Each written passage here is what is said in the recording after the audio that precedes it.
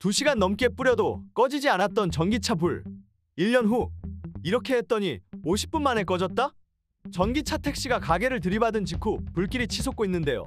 이를 목격한 시민이 택시 운전사를 신속하게 구조해 큰 인명피해를 막았습니다. 2023년 11월 22일 부산광역시 연제구. 이날 오후 9시 40분쯤 부산 연제구 연산동의 한 교차로에서 내리막길을 빠른 속도로 달리던 아이오닉5 택시가 1층 가게로 돌진했습니다. 충돌 직후 택시에서 불길이 치솟았고 불은 가게로도 번졌는데요. 이를 본 용감한 시민이 불이 난 택시로 접근해 70대 운전사를 재빨리 밖으로 끄집어내 구조했습니다. 당시 택시 운전사는 차에 불이 붙은 상태에서 문을 열긴 했지만 안전벨트를 풀지 못해 탈출이 쉽지 않은 상황이었다고 하는데요. 얼굴 등에 2도 화상을 입어 병원에서 치료를 받고 있다고 합니다. 불은 택시와 가게를 태우는 등 5천만 원 상당의 재산 피해를 내고 50여 분 만에 진화됐습니다.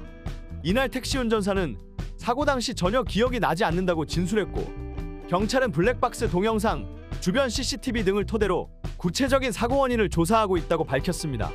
과거에는 전기차 화재 시 보통 배터리에 붙은 불이 잘 꺼지지 않아 소방관들이 큰 어려움을 겪어왔는데요. 불이 꺼졌다가도 배터리에서 화염이 되살아나는 이른바 열폭주 현상으로 진화 시간이 길어질 수밖에 없었습니다.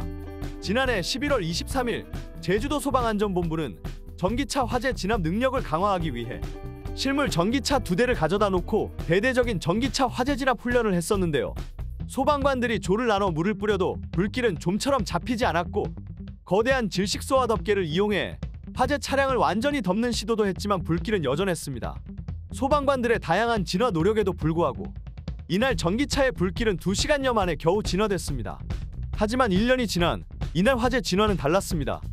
부산소방재난본부 소방관들은 택시 전기차를 초기 진화한 뒤 주변에 이동식 침수조를 설치했습니다. 그런 뒤 그 안에 물을 가둬 전기차 배터리 부분을 담그는 방식으로 열폭주 현상을 막았습니다. 이 때문에 50여 분 만에 전기차 불길을 완전히 잡을 수 있었습니다. 부산소방재난본부는 지난해 상반기 전국에서 처음으로 이동식 침수조 11개를 도입하고 올해 1개를 추가해 현재 12개 소방서에 1개씩 배치해 사용하고 있습니다.